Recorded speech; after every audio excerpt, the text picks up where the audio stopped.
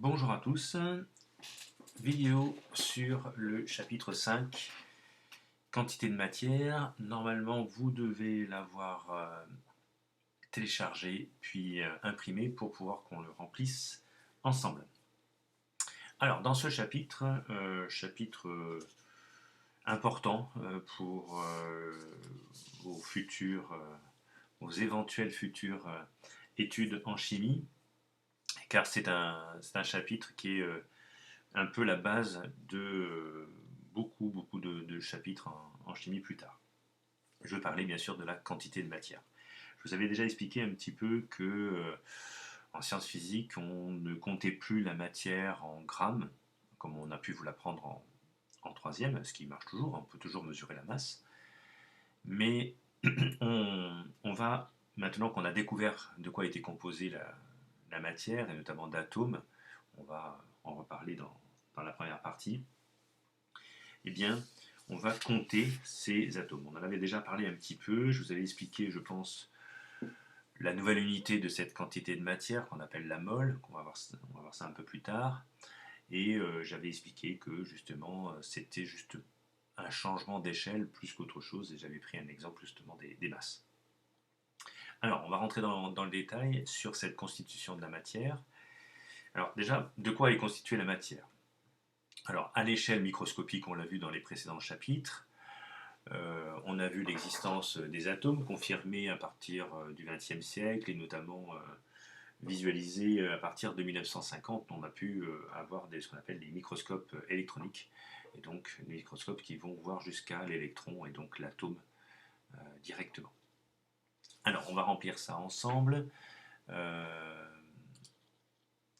Donc, à l'échelle microscopique, il faut considérer différents types de structures chimiques. La première structure, bien sûr, c'est la structure atomique, comme le fer, Fe, et comme tous les atomes de la classification périodique. On a aussi la structure moléculaire. Structure moléculaire, bon, exemple le saccharose, l'eau, etc. Beaucoup de structures dans un moléculaire. Et la dernière structure, la structure ionique. On va y revenir dans un instant. La structure ionique, on a dans cette structure ionique deux types d'ions. On a déjà vu ça, les ions positifs qu'on peut appeler les cations et bien sûr les ions négatifs appelés anions. Alors on va revenir vite fait sur le cas particulier des composés ioniques. Ce sont donc des corps qui sont constitués d'ions liés entre eux par des interactions électrostatiques. Et alors, électrostatique, c'est un peu comme les aimants, vous voyez, alors, pas tout à fait magnétique, mais voilà, c'est de ce genre-là. On verra en première spé, si vous y allez, quelles sont ces interactions électrostatiques. C'est un chapitre de première, mais voilà, ils sont attirés un petit peu, donc les ions sont attirés entre eux. Mais dès qu'on les met en solution dans l'eau, ces composés ioniques se dissocient en cations et en anions. D'accord. Et ça aussi, ça fait partie d'un chapitre en première spé. Alors, pourquoi on en parle ici? Tout simplement parce que est vérifiée en permanence l'électroneutralité. Voilà, l'électroneutralité est donc vérifiée en permanence. Un composé ionique apporte donc en solution autant de charges positives que de charges négatives. Alors attention, attention. Autant de charges positives que de charges négatives. Attention, je l'ai mis en dessous, ça ne veut pas dire qu'il y a autant de cations que d'anions. On avait vu ça un peu dans la construction de la formule de composés ioniques, ça faisait partie d'un chapitre précédent. Bon, si vous prenez par exemple NaCl, NaCl, ça se dissocie en Na+, et Cl-. Ok. Mais si vous prenez le sulfate d'aluminium, formule un peu compliquée, je l'admets, mais lorsque vous dissociez ça dans de l'eau, il va y avoir 2 Al3+, et 3 SO4 2-. L'électroneutralité veut dire qu'il y a autant de petits plus que de petits moins, de charges plus que de charges moins. Fait effectivement, si on regarde bien, on a 2 fois 3, 6, et 3 fois 2, 6 aussi. Donc on a 6+, 6-, c'est neutre. Maintenant, on a 2 Al3+, c'est-à-dire 2 cations, et on a 3 anions. Vous voyez, donc on a la différence entre l'électroneutralité et avoir autant de cations et d'anions. Donc ça, c'est pas vrai.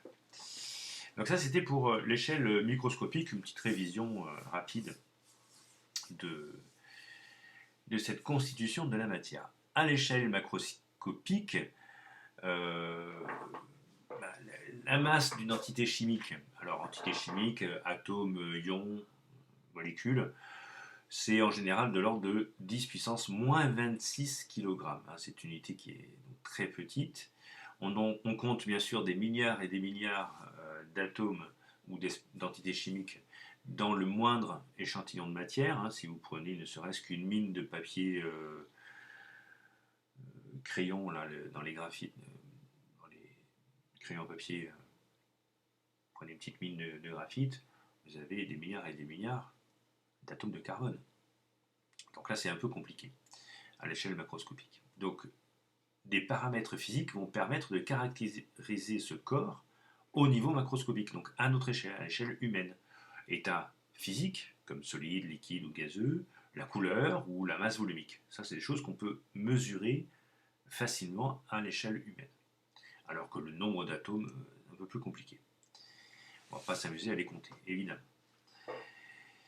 Alors, ces paramètres sont directement liés aux interactions au niveau microscopique des entités chimiques qui constituent cette espèce chimique. Qu'est-ce que ça veut dire? Ça veut dire tout simplement que ce que nous, on mesure à l'échelle humaine, comme la masse volumique, par exemple, alors on peut le faire, on peut le mesurer, donc ça c'est de l'échelle macroscopique, mais bien sûr ça dépend du niveau microscopique. Donc la masse volumique va dépendre de l'entité et donc va dépendre de l'échelle microscopique. Donc tout est lié. Voilà ce que ça veut dire cette phrase. Alors, on va prendre la deuxième page maintenant et on va rentrer dans le vif du sujet sur la quantité de matière. Alors, déjà, la masse d'une entité chimique. Premier cas, alors entité chimique, on va parler d'abord des molécules et après on verra des ions. La masse d'un atome vous sera donnée dans les exercices à chaque fois de toute façon. Alors, la masse des molécules, elle est calculée en faisant la masse des atomes les constituants. Bon, c'est pas compliqué, si vous voulez calculer la masse d'une molécule, ben vous faites la somme des masses des atomes qui constituent la molécule, c'est assez simple. Bon, pour calculer la masse d'une molécule, il faut bien sûr connaître la formule de la molécule, et on appelle ça la formule brute. Et donc la formule brute indique le nombre et le type d'atomes qui la constituent, on a déjà vu ça. Exemple, la masse d'une molécule d'eau, donc formule brute H2O. Dans cette molécule H2O, on a 2 atomes d'hydrogène et 1 atome d'oxygène. Et c'est donc la somme, la masse de cette molécule d'eau, c'est la somme des masses des atomes qui constituent la molécule d'eau.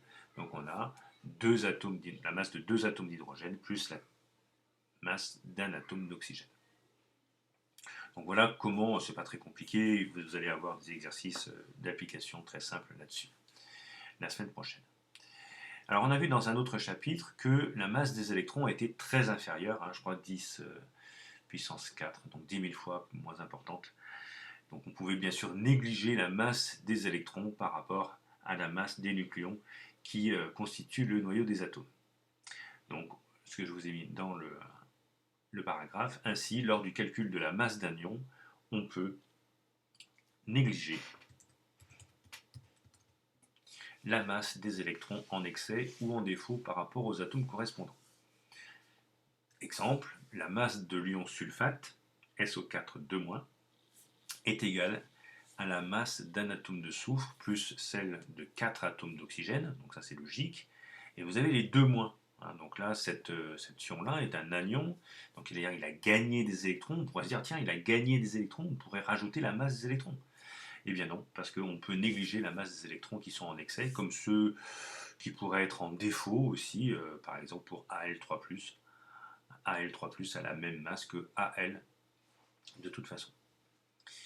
Donc ça, c'était pour le petit 1, la masse d'une entité chimique.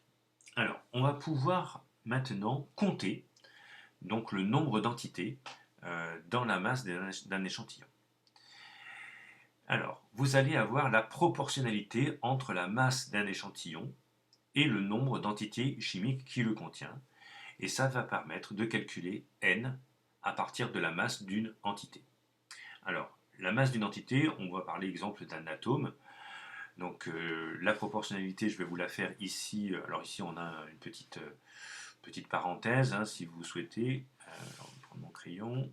Hop, voilà. Donc une petite parenthèse ici. C'est pour vous faire la proportionnalité. Lorsque vous avez, on va prendre par exemple un atome. Un atome, il va peser combien? Il va peser une certaine masse, m. Ça, c'est la masse m de l'entité. Masse de un atome, par exemple. On va prendre l'atome de carbone, si vous voulez. Donc, un atome de carbone pèse m, on va dire m, petit m. On pourra l'appeler mc dans les exercices, mais là, on va appeler ça petit m dans un cas général. Et si on a un certain nombre, un nombre très grand inconnu, eh bien, ça va être la masse de notre échantillon, MECH, masse de l'échantillon. Et donc si on fait un produit en croix, ça va nous donner quoi? Ça va nous donner n fois masse de l'échantillon divisé, ou est égal, pareil, égal à n fois petit m. Voilà. Donc je vais vous l'écrire, donc on va avoir 1 fois masse de l'échantillon est égal à grand N fois petit m. Et nous, ce qu'on veut ici dans la formule, c'est justement calculer n, c'est-à-dire le nombre d'entités, donc d'atomes, d'ions ou de molécules, peu importe. N. Donc n, ça va être égal à quoi? Si on prend grâce à la proportionnalité, ce n-là, ça va être égal à la masse de l'échantillon, masse de l'échantillon, divisé par la masse petit m ici d'une entité. Voilà. C'est pas très compliqué, c'est comme si par exemple, je vous fais l'exemple avec des crayons, hein. Vous prenez un certain nombre de crayons dans la main, vous cachez ça dans votre dos, personne ne sait combien vous avez de crayons, vous dites qu'un crayon ça pèse 10 grammes et que dans votre main vous avez 50 grammes de crayon. Voilà. Donc ça fait 50 grammes divisé par 10 grammes, ça vous fait 5 crayons. C'est vraiment très simple, c'est de la logique. Et c'est pas parce qu'on a petit n, grand n, machin, que c'est différent. La logique est la même. Pour avoir le nombre d'atomes, on va diviser la masse de l'échantillon par la masse d'un atome et on saura combien il y a d'atomes dans l'échantillon. Voilà, c'est aussi simple que ça. Donc voilà la formule. Donc qui dit formule dit unité. Donc grand N c'est un nombre, donc pas d'unité. Et les masses, elles, ont la même unité, donc souvent en grammes, mais on pourrait faire ça en kilogrammes. Mais bon, l'unité officielle c'est le gramme. Alors, qu'est-ce que c'est que la quantité de matière? Donc la quantité de matière, c'est vraiment le cœur du chapitre. La matière qui nous entoure est constituée d'atomes de dimension très petite, de l'ordre du nanomètre, et de masse très faible, de l'ordre de 10 puissance moins 25, moins 26 kg. Dans notre quotidien, à l'échelle macroscopique, on manipule des échantillons de matière qui contiennent un grand nombre de ces entités. Donc ça, on commence à le savoir. Et donc pour faciliter le comptage de ces entités, on regroupe par paquets. Alors évidemment, c'est par la pensée, parce que quand vous allez voir l'échantillon, vous n'allez pas avoir des paquets d'atomes ou de molécules ou d'ions qui sont regroupés entre eux par petites boîtes. Donc il faut le faire par la pensée. Et donc ce paquet, ce changement d'unité, plutôt que de dire j'ai 1 milliard, 2 milliards, 2 milliards d'atomes dans une mine de papier crayon, hein, et ben je vais dire j'en ai 3 moles. Voilà. Donc c'est un changement d'unité, et donc le paquet est appelé une mole. M-O-L-E. Voilà pour la définition de la quantité de matière. On en avait parlé déjà un petit peu ensemble. Alors, le premier qui a compté le nombre d'entités, le nombre d'atomes par exemple, qu'il y a dans une mole, eh bien, c'est Avogadro. Donc on va voir ça dans la dernière page. Avogadro qui a donc défini le nombre d'entités par mole, et c'est constant. Et on appelle ça, cette constante, la constante d'Avogadro. On va donner, on va vous épargner comment il a fait pour compter. Mais on va vous donner donc le nombre. Alors la valeur, donc on appelle ça n avec un grand A, donc un nombre d'entités pour Avogadro, et c'est égal donc à 6,02 fois 10 puissance 23, et en l'unité c'est mol moins 1. Alors pourquoi mol moins 1? Parce que mol moins 1 ça se dit par mol, parce que la constante d'Avogadro c'est un nombre d'atomes pour une mol, donc j'en ai 6,02 10 puissance 23 par mol. Alors évidemment, Avogadro était un scientifique italien qui s'appelle Amedeo.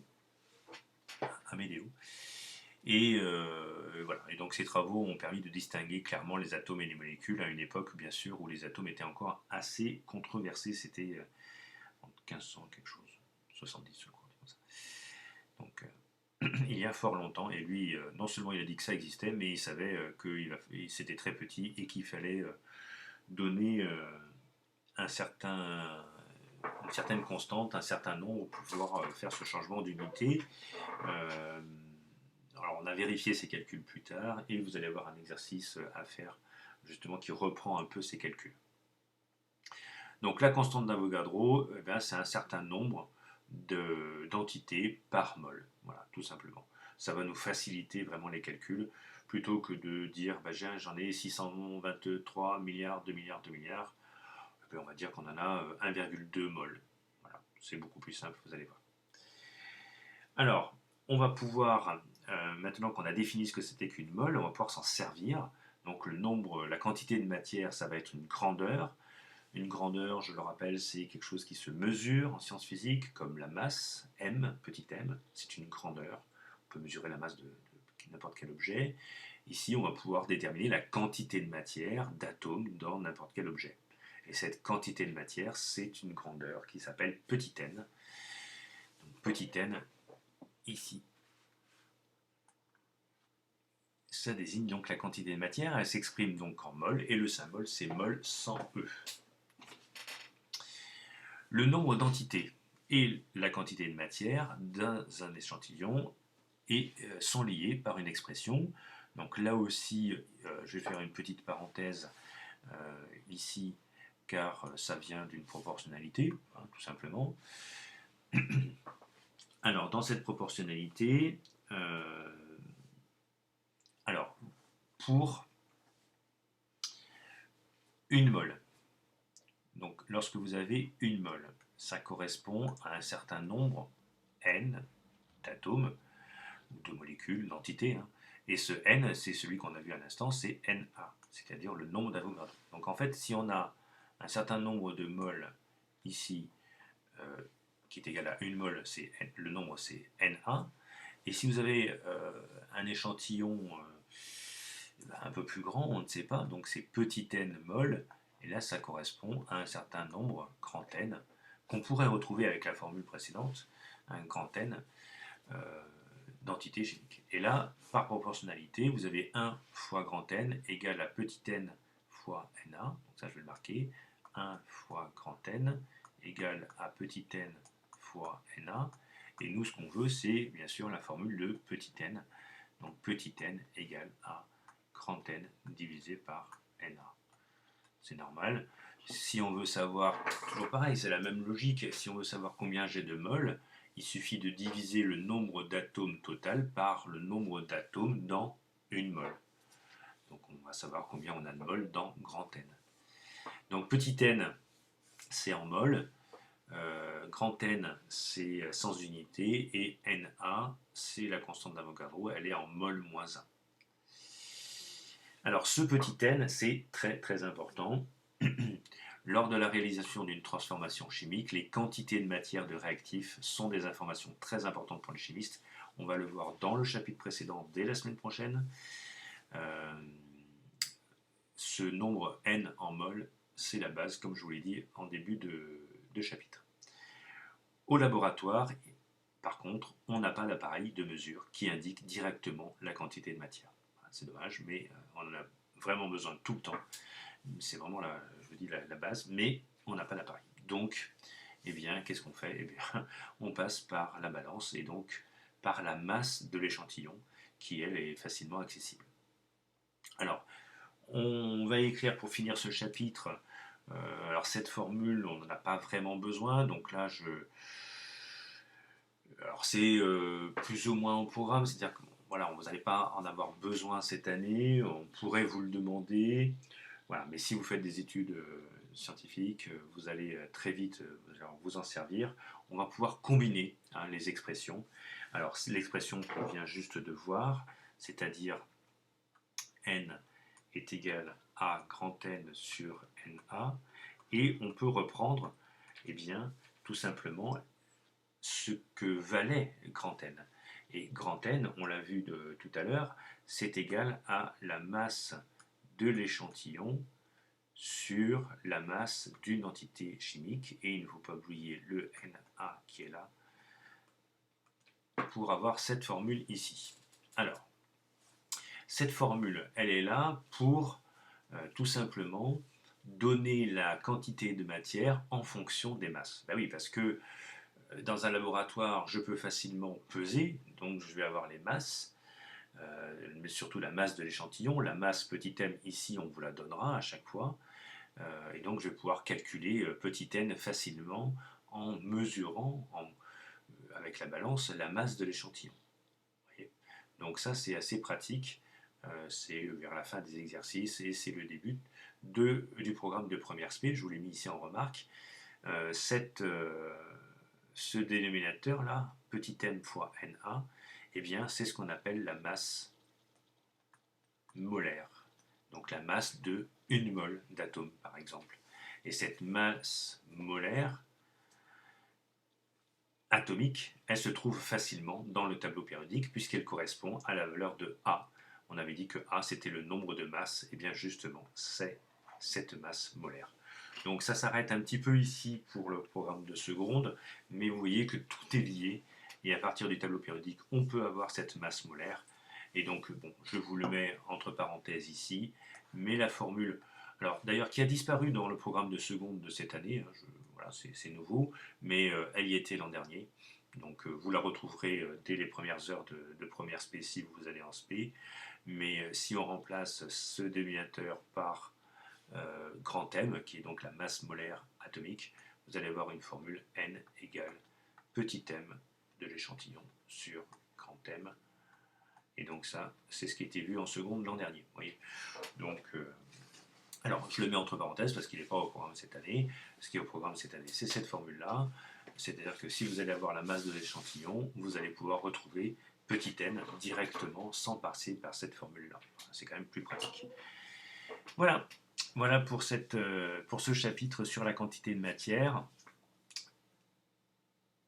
Vous remplissez donc le cours, j'espère que vous avez bien rempli tout ça, et les exercices suivront la semaine prochaine. Voilà. Je vous souhaite une agréable journée et à bientôt dans une nouvelle vidéo.